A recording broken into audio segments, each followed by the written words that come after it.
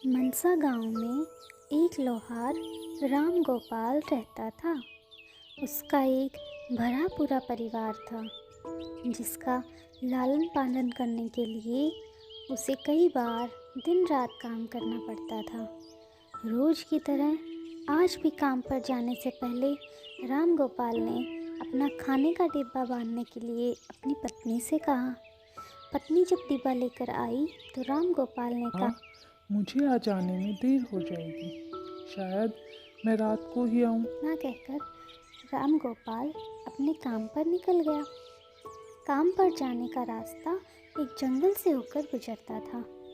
वहाँ जैसे ही राम गोपाल पहुँचा उसे कुछ आवाज़ सुनाई दी। जैसे ही राम गोपाल कुछ पास गया तो उसने देखा कि एक साधु भगवान का मंत्र जपने के साथ ही हंस रहा था। हैरान होकर राम गोपाल ने पूछा, आप ठीक हैं? साधु को राम गोपाल नहीं जानता था, लेकिन साधु ने एकदम से उसका नाम लेकर कहा, आओ राम गोपाल बेटा, मैं तुम्हारा ही इंतजार कर रहा था। मैं भूखा हूँ, मुझे अपने खाने के डब्बे से कुछ खिला दो। बाबा से अपना नाम सुनकर राम गोपाल हैरान था, लेकिन उसने कोई सवाल नहीं किया और सीधा अपना खाने का डब्बा निकालकर उन्हें दे दिया। देखते ही देखते बाबा ने राम गोपाल का सारा खाना खा लिया। उसके बाद साधु ने कहा, बेटा, मैं तो सारा खाना खा गया, अब तुम क्या खाओगे? मुझे माफ़ करना। राम गोपाल ने कहा, कोई बात नहीं बाबा, मैं काम के लिए बाजार ही जा रहा हूँ, तो मैं वहीं से कुछ खा लूँगा। यह सुनकर उस साधु ने राम गोपाल को खूब सारा आशीर्वाद दिया और भेंट के तौर पर एक हथौड़ा दे दिया और हथौड़ा देते हुए कहा, यह कोई साधारण हथौड़ा नहीं है, यह एक जादुई हथौड़ा है।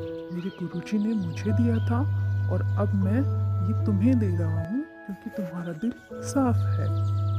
इसका इस्तेमाल अच्छे कामों के लिए ही करना और किसी दूसरे के हाथ से कभी मत लगने देना। इतना कहकर वह बाबा वहाँ से अदृश्य हो गए। राम गोपाल अपने हाथों में हथौड़ा लेकर बाजार काम करने के लिए चला गया। औजार बनाने से पहले उसके दिमाग में आया कि आज इसी हथौड़े से लोहा पीटता हूँ।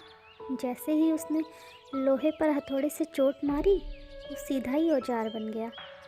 दूसरी चोट में लोहे के बर्तन बन गए। राम गोपाल समझ गया कि यह सच में जादुई हथौड़ा था।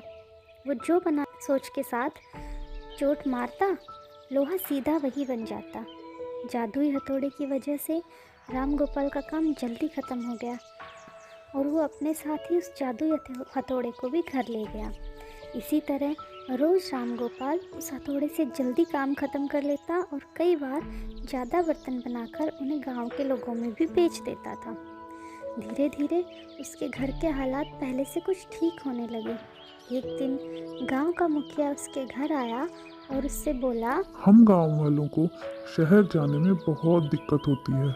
क्या तुम अपने इस जादुई हथौड़े से गांव और शहर के बीच आने वाले एक पहाड़ को तोड़ने में मदद करोगे? इससे बीच में एक सड़क बना लेंगे और गांव से शहर का रास्ता आसान और छोटा हो जाएगा। मुखिया की बात सुनकर राम गोपाल ने उस जादुई हथौड़े से उस पहाड़ को तोड़ दिया। मुखिया और गांव के सभी लोग बहुत खुश हुए और उसे खूब आशीष दी। पहाड़ तोड़ने के बाद घर लौटते समय लोहार के मन में हुआ कि इस जादुई हथौड़े से मेरा कोई काम जल्दी तो हो रहा है, लेकिन कुछ ज़्यादा फ़ायदा नहीं हो रहा है इससे मुझे। इसी सोच में डूबे हुए लोहार घर जाने की जगह दुखी होकर जंगल की तरफ चला गया। उस जंगल में वही साधु बाबा लोहार को दोबारा दिखा। लोहार ने उन्हें अपने मन की सारी बातें बता दी। साधु ने कहा, इसका उपयोग सिर्फ औजार और बर्तन बनाने और पहाड़ तोड़ने तक सीमित नहीं है। इससे तुम अपने मन का कुछ भी बना सकते हो और किसी भी कठिन चीज को आसानी से तोड़ सकते हो। राम गोपाल ने अच्छे से साधु बाबा से उस जादुई हथौड़े का इस्तेमाल करने का तरीका सीखा। इसके बाद राम गोपाल ने बहुत धन कमाया। आज राम गोपाल एक अमीर आदमी बन गया। अभी भी वो जब भी ज़रूरत महसूस होती है उस जादुई हथौड़े का इस्तेमाल कर लेता है। Please like share subscribe.